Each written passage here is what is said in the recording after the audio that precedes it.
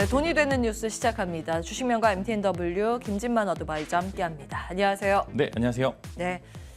자, 하늘은 빅스텝 밟았고 영국 금융시장은 여전히 불안하고 사실은 이 부분은 시장에 어느 정도 반영이 돼 있잖아요. 앞으로 어떻게 볼 것인가 그에 따라서 이제 포지션이 달라질 텐데 하나하나 보시죠. 일단 외국인들이 우리 시장에서 나가고 있는 것은 기조적인 흐름이라는 거 알고 계실 겁니다. 보시면 짚어주시겠어요? 작년에 주식 비중. 네, 작년에 비해서 이제 주식 비중이 2021년도, 22년도에 비해서 현저하게 줄었습니다. 물론 환율 효과가 좀 있습니다. 당연히 외국인들은 환율이 높을 때 나가고요. 환율이 낮을 때 많이 들어오는데 사실 이 부분은 어쩔 수 없는 부분이긴 합니다. 한국뿐만 아니라 글로벌 모두 이제 달러 강세로 인해서 이제 미국 쪽으로 사실 돈이 많이 몰리고 있는 상황이긴 해서 이제 주식과 채권 모두 비중이 굉장히 많이 축소되어 있는데 특히 채권이 많이 줄었어요. 네, 그죠. 이제 아무래도 이런 부분들이 있어서 이 두 가지 포인트로 접근이 가능합니다. 이미 많이 팔았기 때문에 돌아올 외국인들을 기다릴지 아니면 한국 지수가 많이 빠져나간 이유가 존재를 하는지 일단은 뭐 당연히 아까 방금 설명드린 것처럼 글로벌 증시가 달러 강세로 어쩔 수 없이 한국 시장에서 좀 빠져나갈 수 있는 구간은 사실 어쩔 수 없는 구간이 있어서 지금 현재 구간은 이 부분을 선반영되어 있다라는 포인트로 돌아올 외국인들이 기대가 된다라는 포인트로 접근이 가능하고요. 달러가 사실 꺾이긴 쉽지 않을 것 같습니다. 일단 10월은 FOMC가 없고 11월, 12월에 있을 FOMC도 마찬가지로 연이어서 금리 인상이 예고가 되어 있기 때문에 한국도 비슷하게 금리 인상을 좀 따라가야 되는 부분들이 있는데 오늘도 빅스텝을 했다고는 하지만 원래는 이제 좀 0.25bp, 25bp 인상을 베이비 스텝을 이제 예상을 했지만 현재 상황이 그렇게 녹록치만은 않은 것이기 때문에 오히려 한번 더 크게 올리기 기대를 했지만 사실 부동산 뇌관 등 현재 한국이 가지고 있는 여러 가지 문제점들로 인해서 사실 그 이상의 금리 인상은 조금 힘들 것 같고 연말까지 해서 미국을 최대한 따라가는 전략을 쓸 것으로 예상이 되고 사실 금리 인상 발표 전후로 시장이 좀 변동성이 클 것이라고 예상은 했는데 사실 오늘은 그 어느 정도 바운더리 안에서 좀 왔다 갔다만 하고 있는 것 같습니다. 그래서 글로벌 증시가 이제 오늘 저녁부터 해서 이제 미국의 생산자 물가 지수, 그다음에 내일 있을 소비자 물가 지수까지 지수의 상승 혹은 하락의 명분을 조금 더 기다리고 있는 것 같습니다. 방향성을 잡기에는 내일이 가장 중요하다. 그래서 내일 일정 이전에 포지션을 잡으실 분들께서는 사실 오늘 내일 중에 포지션을 잡아두시는 게 좋을 것 같고 좀 안전하게 하실 분들께서는 이 이후에 미국 시장의 흐름을 보고 반등이 성공하는지 여부를 보고 들어가는 게 좋기 때문에 사실 변동성에 휩싸인 국내 증시가 있지만 그 안에서 외국인들이 지난달 국내 주식 2.3조 팔았다. 근데 바스켓이 비었기 때문에 매력적인 구간은 충분히 존재를 한다라고 말씀을 드리겠습니다. 이 부분을 말씀 주셨습니다. 사실 물이 반컵밖에 없다. 물이 반컵이나 남았네. 어떤 시각으로 보느냐에 따라서 다른 거 아니겠습니까? 근데 지금 외국인들이 이렇게 많이 팔았는데 팔 만큼 팔았다. 이제 살 준비가 되어 있다. 이쪽으로 이제 방향을 맞춰주신 거고요. 기준금리 우리나라는 10년 만에 오늘 3% 시대로 도래를 한 상황입니다. JP모건에서는 미국의 소비자 물가지수에 주목을 하고 있는데 현지 시간 13일에 발표 예정입니다. 9월 수치가 8.1 상회하면 주가 5% 추가 폭락할 것이다. 이렇게 이야기하고 있는데 뭐 베스트 시나리오는 앞에 7자 나오는 게 좋겠죠. 그런데 이제 CPI 어떻게 발표되는지 그리고 거기에 따라서 해석은 어떤지 그게 변곡이었으면 좋겠습니다. 그거를 잘 지나갔으면 좋겠는데 일단은 그러면 긍정적인 평가를 주셨기 때문에 만약에 매매를 한다라고 하면 지금은 뭐 사야 될 때라고 보시는 거예요? 팔지 말고? 네, 저는 사야 될 때라고 좀 보고요. 일단은 지난 달에 나온 소비자 물가 지수가 그렇게 좋지 않았죠. 뭐 이제 그냥 일반 소비자 물가 지수는 좀 살짝 꺾였으나 그래도 근원 쪽에서 조금 상승하는 모습을 보여주었기 때문에 사실 이런 근원 소비자 물가 지수, 즉 렌트 미국 주거비 쪽은 사실 꺾이기도 굉장히 힘든데 꺾여도 이제 이 부분이 반영이 되는데 시간이 조금 걸립니다. 그래서 지금 보시면은 예상치가 이미 생각보다 높게 잡혀 있습니다. 그래서 이제 그냥 일반 소비자 물가 지수도 근원 소비자 물가 지수도 예상치가 많이 좁혀져 있는 상황이기 때문에 컨센 상회하면은 정말 이제 조금 더 낙폭이 좀 존재를 하고요. 저는 그 포인트가 돋보이는 게 이제는 금리 인상으로는 소비자 물가 지수를 막을 수 없다라고 저는 좀 해석이 되고 있기 때문에 저는 이런 부분들에 접근을 해서 사실 그냥 내일 이제 시험 결과가 좀 나오는 거기 때문에 내일 이전에 전후루에서 정말 극한의 변동성이 예상이 되는 상황이기 때문에 많이 반영이 돼 있다라는 포인트로 저는 접근을 해보는 게 좋을 것 같습니다. 변동성을 공포를 사자. 역발상 전략 말씀 주고 계십니다. 산다면 어떤 종목 보고 계세요?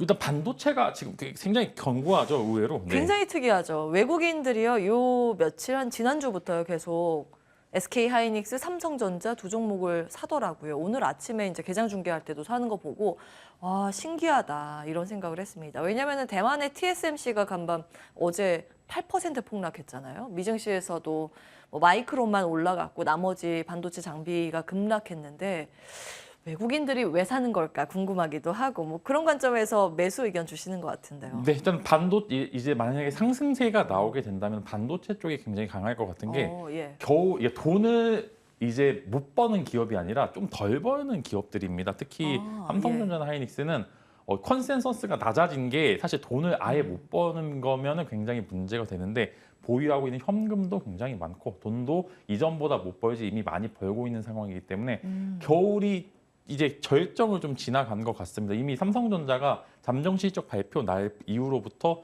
굉장히 좋은 게 이런 부분들이 반영이 많이 되어 있기 때문에 이제는 4분 이제 뭐 실제 이제 확정 실적 발표 이전까지 혹은 4분기까지는 생각보다 겨울이 지나가고 오히려 긍정적인 포인트 접근이 되기 때문에 저는 반도체 쪽이 만약에 랠리가 된다면은 이제 중소형 반도체 쪽에서 굉장히 좋은 승풍이 있지 않을까라는 그런 기대감과 함께 이제 금방금방 이제 좀 바뀌는 것 같습니다. 겨울과 봄이 왔다 갔다가 굉장히 빠른 것 같습니다. 아니 모건 스탠리에서 겨울 온다 이랬을 때 재작년인가요? 작년인가요? 작년이었던 것 같아요. 작년이죠. 네. 겨울 온다 그 레포트 딱 내면서 전 세계 반도체 주가가 완전히 고꾸라졌잖아요. 물론 이제 반도체 사이클 자체가 좀 둔화 국면이었습니다만 그 모건 스탠리가 겨울 이제 끝나간다 이렇게 레포트 바꿨고 투자 의견 바꿨더라고요.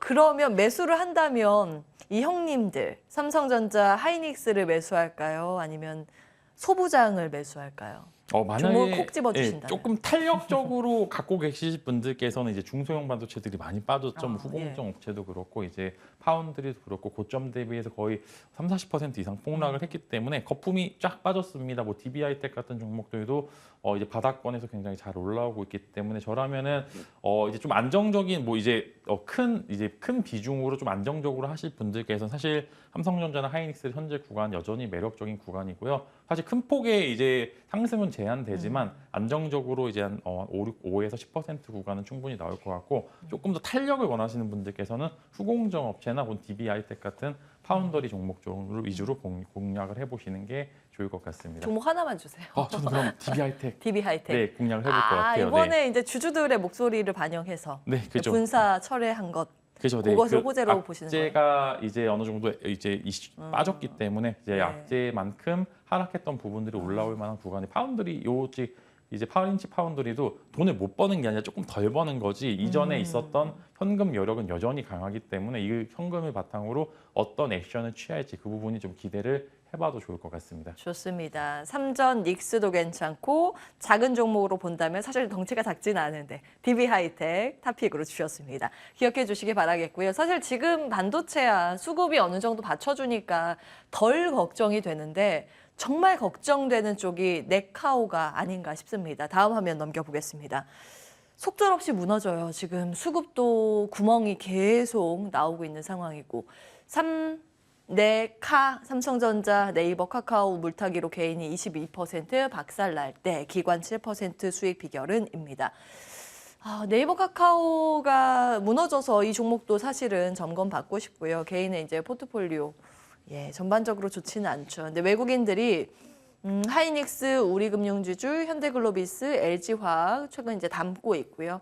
코덱스, MSCI 코리아 TR 이제 지수 추종을 좀 담고 있습니다. 기관은 수익률이 조금 제일 나은 것 같아요. LG 에너지 솔루션 가장 많이 담았고 하방 베팅을 좀 했네요. 인버스 2배짜리 매수를 했고 코덱스 200을 같이 사요. 그리고 신한지주, 한화솔루션 이렇게 담고 있는데 LG 에너지솔루션이랑 하방 베팅 해가지고 수익을 지금 내고 있는 상황입니다.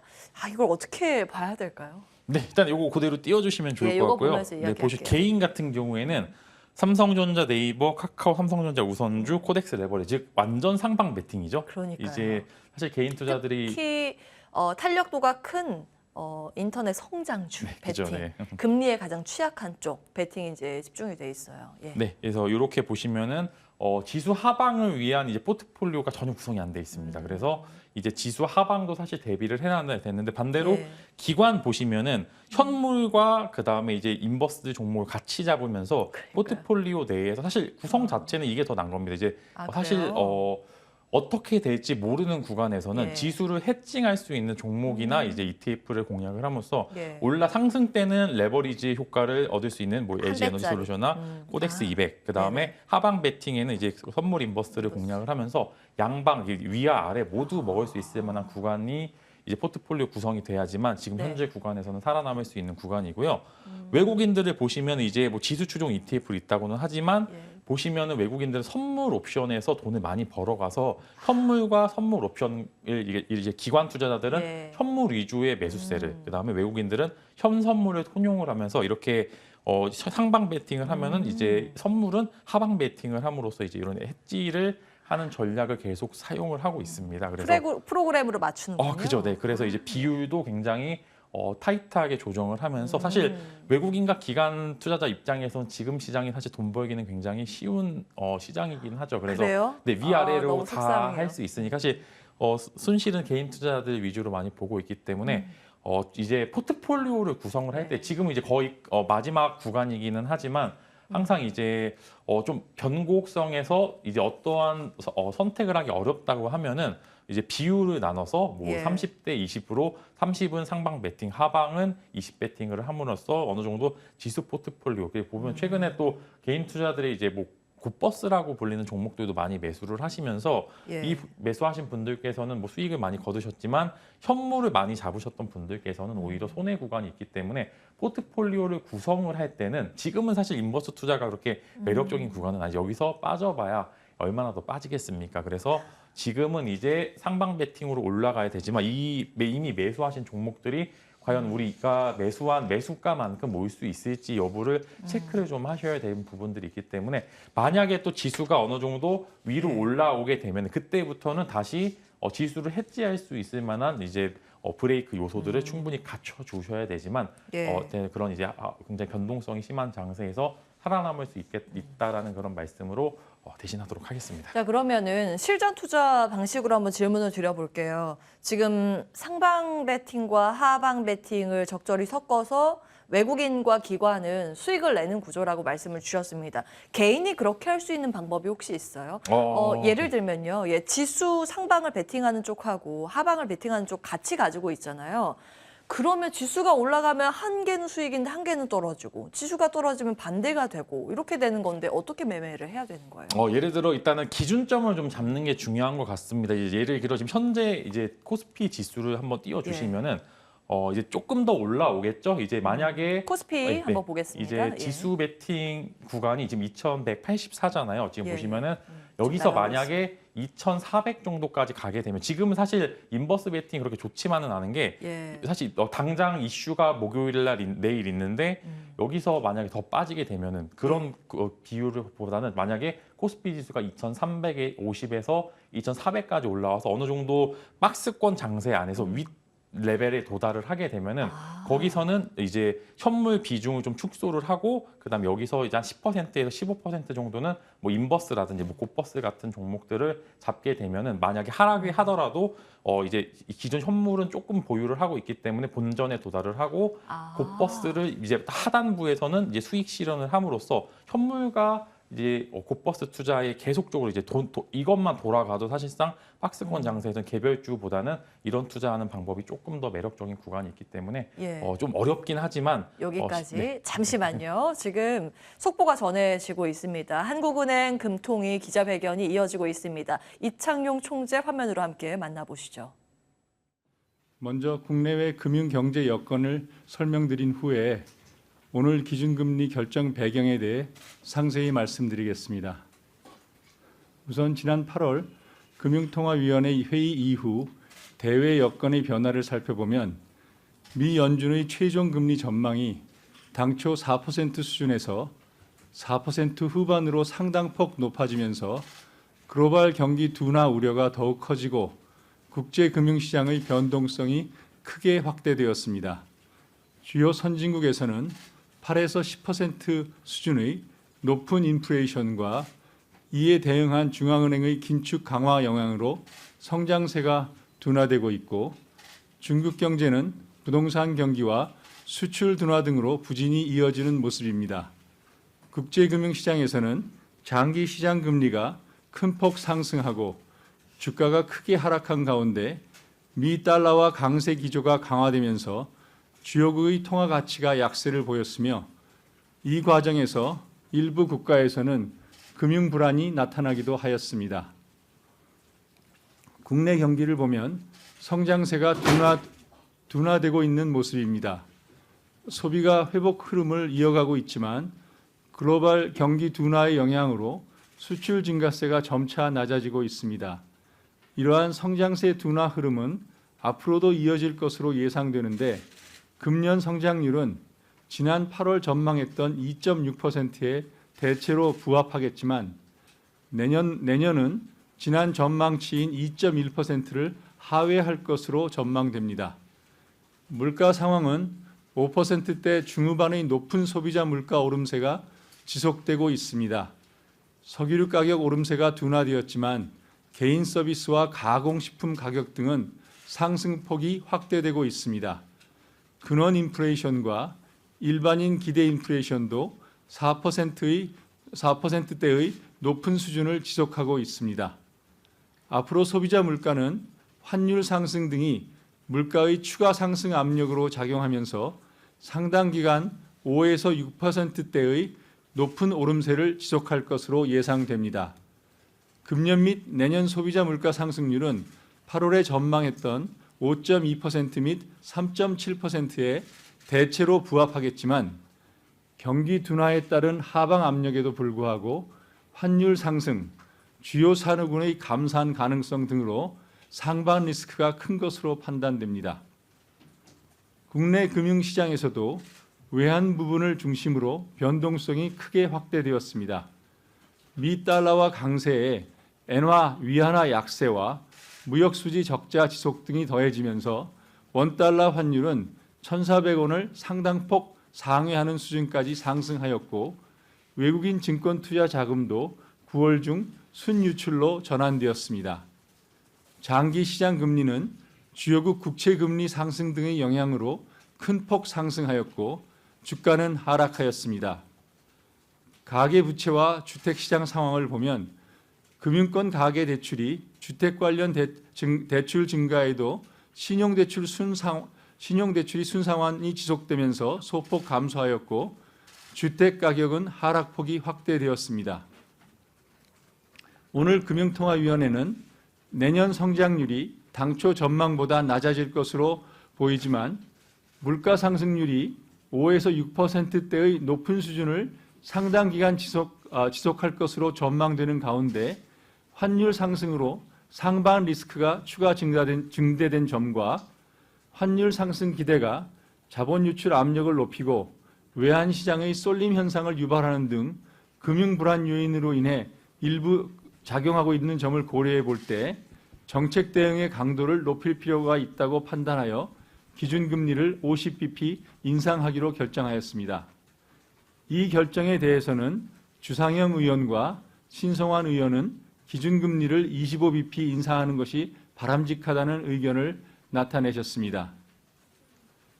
향후 통화정책 운영과 관련해서는 목표 수준을 크게 상회하는 물가 오름세가 상당 기간 지속될 것으로 전망되므로 당분간 기준금리 인상 기조를 이어나갈 필요가 있다고 판단하고 있습니다. 이러한 정책 대응이 한미 정책금리 역전폭 확대에 대한 우려를 완화시켜 외환 부분의 안정에도 일부 도움이 될 것으로 기대하고 있습니다. 11월 인상폭에 대해서는 정책 여건의 불확실성이 워낙 크고 금통위원들 간에도 다양한 견해가 있기 때문에 미 연준의 11월 FOMC 회의, 국제 에너지 가격 움직임 등 대외 여건 변화와 그 변화가 국내 물가와 성장 흐름, 금융 외환 시장에 미치는 영향 등을 면밀히 점검하면서 다음번 회의에서 인상폭과 그 후의 금리 인상 경로 등을 결정해 나가도록 하겠습니다. 마지막으로 한 말씀 더 드리면 최근 가파른 금리 인상 과정에서 국민 여러분 대부분의 고통이 가중되고 있음을 잘 알고 있습니다. 하지만 경제 전반의 더 큰 손실을 막기 위해서는 당분간 물가 수준이 굉장히 높은 상황에서는 물가 안정을 위한 금리 인상이 불가피하다는 점도 이해해 주셨으면 합니다. 한국은행은 우리 경제가 조속히 안정될 수 있도록 최선을 다하겠습니다. 이상으로 모두 예, 기자회견 내용 함께 듣고 오셨습니다. 이제 고물가가 앞으로 상당 기간 유지가 되고 경제 전망치를 낮춰 잡을 수밖에 없는 경제 상황이 또 녹록치가 않고 환율에 대한 부담은 상방 압력이 더 크다. 그렇기 때문에 이번에 빅스텝 어쩔 수 없이 밟게 됐다. 이제 가계 경제의 부담인 건 알겠지만 이럴 수밖에 없었다. 이해해달라. 뭐 이런 내용을 이야기했습니다. 사실 앞서서 저희가 첫 번째 기사 화면으로 거의 다 짚어드린 내용입니다. 이제 다음 우리 시장이 가장 중요한 변수로 봐야 할 것은 미국의 공이 넘어간 상황이고 미국의 물가지수, CPI 현재 시간 13일 어떻게 나오는지 여부가 더 중요하겠습니다. 이 점까지 참고해 주시기 바라겠고요. 자, 시장에 대한 이야기 뉴스 기사를 통해서 조금 더 이어가 보도록 하겠습니다. 저희가 이제 리스크 해지 차원에서 상방과 하방 베팅을 어떻게 하는가 이제 기술적인 부분을 말씀 주셨습니다. 사실 이게 녹록치는 않은 거예요. 저희가 대응하기가 참 쉽지는 않은 것 같은데요. 간략하게 뭐 한 줄 정도 정리를 하고 다음 이야기 좀 넘어갈까 합니다. 이제 네이버 카카오에 대해서 점검을 받고자 하는데, 자 이제 우리가 하방 베팅을 위해서 인버스 등의 ETF를 활용하는 전략 말씀을 주고 계신 거잖아요. 다시 네. 한번 정리해 주시죠. 일단은 지금 당장보다는 이제 저항과 지지선에 도달을 했었을 때 예. 이제 예를 들어 이 직전 언덕 부분에 도달했었을 때는 인버스 베팅도 어느 정도 일부 고려를 해야 되는데 여기서 이제 수익이 난다라는 그런 보임보다는 이제 현물과 이제 그런 부분들 간의 플러스 마이너스에서 플러스가 되는 구간들이 있어서 이제 좀 어렵긴 합니다. 사실 이제 좀 개인 투자들이 하기는 좀 어렵긴 하지만 이런 투자, 즉 이제 시장이 하락할 때 방어를 할 수 있을 만한 종목을 갖추고 계셔야지만 이런 변동성이 큰 시장에서는 살아남을 수 있다라는 말씀을 드리겠고요. 반대적으로 이제 비율을 좀 특정하는 게 어렵기 때문에 저는 그래도 만약에 좀 시장에 적극적으로 좀 임하시는 분들께서는 이제 지지선에 닿았을 때는 레버리지를, 저항선에 닿았을 때는 인버스를 사면서 이제 그 비율 차원에서 좀 시장을 방어할 수 있을 만한 포트폴리오를 구성을 해 놓으시는 게 좋을 것 같다라는 말씀으로 정리해 드리도록 하겠습니다. 예. 뭐 수익을 낸다기보다 어느 정도 방어를 위해서 포지션 구축으로 한켠으로는 이제 상방과 하방 모두 가지고 가는 전략 힌트 주셨으니까 참고해 주시기 바라겠고요. 카카오 네이버는 언제쯤 기지개를 켤 수 있을까요? 네, 좀 어렵긴 합니다. 사실 네이버가 최근에 이제 어떤 자회사를 이제 인수를 하면서 그 부분이 좀 리스크가 나오는데 사실 이 정도까지 리스크가 있는지는 저는 잘 모르겠습니다. 사실 예. 그게 그렇게 네이버를 흔들 만한 요소인지는 모르겠는데 일단은 같이 묶여 있습니다. 섹터별로 같이 엮여 있기 때문에 이게 반등에 성공을 해도 사실 큰 반등보다는 잠깐적 기술적 반등이 이제 왔다 갔다가 될 부분들이 있는데 사실 좀 어렵긴 합니다. 이게 돈이 쏠리는 게 또 반도체 쪽으로 쏠리는 게 되면은 상대적으로 또 네이버나 카카오 같은 종목들은 수혜를 못 받을 수도 있기 때문에 이제 냉정해지셔야 됩니다. 이제 만약에 카카오 그룹주를 갖고 계신 분들께서는 사실 카카오 본주를 제외하고는 매력도가 현저히 떨어지고요. 네이버는 저는 매력적인 구간에 도달을 했다라고 좀 말씀을 드리겠습니다. 사실 같이 오르기는 하겠지만 사실 네이버는 카카오 때문에 같이 좀 빠지는 경향이 좀 있기 때문에 저라면은 네이버는 현재 구간에서 담아가셔도 좋을 것 같고요. 카카오는 여전히 조금 매력도는 떨어진다라는 말씀으로 이제 좀 상당히 반대적인 의견을 제시를 드리도록 하겠습니다. 네. 자, 이와 함께 조금은 괜찮을 줄 알았는데 비슷한 추락을 보이고 있는 쪽이 완성차 쪽이지 않을까 싶습니다. 참 안타까운데요. 다음 보시죠. 미국의 자동차 시장 공급 과잉 경고가 나오면서 우리 현대차, 기아도 이 불똥이 튄 모습입니다. 최근 들어서 좀 올라가는 듯 했잖아요. 실적 좋다 뭐 이런 기대였는데 갑자기 고꾸라지는 모습입니다. 실적 전망치가 나와 있는데 이익의 증가율이 상당히 좀 클 것으로 관측이 됩니다. 환율 효과겠죠. 다음 보겠습니다. 이제 UBS가 이렇게 내놓고 우리 완성차까지 그 미국 내의 완성차 기업들도 지금 주저앉고 있는 상황입니다. 이거를 어떻게 해야 할까요? 좋다 이야기 있을 때는 언제고 이렇게 분위기가 싹 바뀌었어요. 네, 또 금방 또 오네요. 네, 이런 시장이 또 왔네. 일단은 UBS에서 이야기했던 요소들이 일단 테슬라가 먼저 보여줬는데 테슬라가 이제 기가 팩토리를 계속 만들면서 생산량을 증가를 시켰는데 이번에 인도량, 즉 이제 고객들한테 배송이 되는 이제 그런 인도량이 좀 줄어들었습니다. 근데 이게 단순히 줄어드는 거, 이제 뭐 고객들의 구매 의사가 없어져서 이게 좀 실제로 판매가 좀 적게 되는지 혹은 지금 미국에서 나타난 현상 중에 하나인데 이제 인도하는 인도 기사님들이 퇴직을 많이 하셔가지고 그래요? 이제 예전에는 이제 1분기, 2분기 때는 웃돈을 주고서다로 인도를 어떻게 시켰었는데 지금은 좀 사실 테슬라도 그 마찬가지로 좀 이제 웃돈을 주고까지 인도를 시키는 건 좀 제한이 된다라는 이제 그런 의견을 이제 실제로 이제 IR 때 내놨기 때문에 이런 부분들이 있어서 사실 잠정 실적 이제 실제 실적이 나왔을 때 과연 어떤 결과물이 나오느냐에 따라서 좀 온도차가 바뀔 것 같은데 현대차도 마찬가지로 인도량이 좀 줄었습니다. 근데 그거는 사실 비슷한 케이스로 전기차가 판매가 실제로 줄고 있는지 인도량이 실제로 낮아진지는 사실 확정 실적이 나올 때까지는 이제 의심할 부분들이 많아요. 사실 주식시장에서 제일 안 좋은 거는 불확실성이죠. 네, 불확실성. 정확히 이게 맞는지 안 맞는지 몰랐을 때가 제일 애매할 구간이기 때문에 저라면은 단기적인 요소로 봤었을 때는 하락 요소가 있을 수도 있겠으나 현재 구간에서는 사실 상승분을 모두 반납하고 오히려 더 하락했던 부분들이 있기 때문에 이 구간에서는 무서워할 필요는 없을 거예요. 주식 투자자라면은 이제 무서워하는 구간과 무서워하지 않는 구간을 좀 나눠서 보셔야 될 것 같아요. 20만 원대라면은 조금 유심의 눈초리를 있어야 되겠지만 그게 아니라 이제 16만 원대라면은 현대차는 뭐 의심할 필요는 없을 것 같다라고 말씀을 드리도록 하겠습니다. 인도량이라고 하면 쉽게 얘기해서 딜리버리 그죠, 양인데 그게 좀 차질이 있는 모양이에요. 인력 문제인 것 같은데 어쨌든 지금 시장은 불확실성으로 해석을 하고 있고 그걸 과도하게 반영을 하고 있다 이런 진단을 내려주셨습니다. 그럼 현대차 현재 구간 매수 의견이신 거예요? 네, 조금 매수 더... 의견입니다. 이제. 오늘 매수 의견. 네, 저는 매수 의견을 드리는 게 여기 구간에서 무서워하게 될 경우에는 사실 뭐 당장 이제 여기서 모든 시드를 다 들어가시라는 이야기는 아니겠지만 분할 매수하기 정말 좋은 구간이 맞습니다. 이제 이전에 올랐던 부분들이 또 사실 실적 발표에 살짝 올랐는데 그거 다 빠졌습니다. 지금 그때 18만 원대에서 20만 원 갔다가 또 내려온 구간이기 때문에 저는 16만 원대라면은 현대차 그다음 기아도 마찬가지로 무서워할 필요는 없을 것 같다. 둘 중에 하나만 보면 그래요?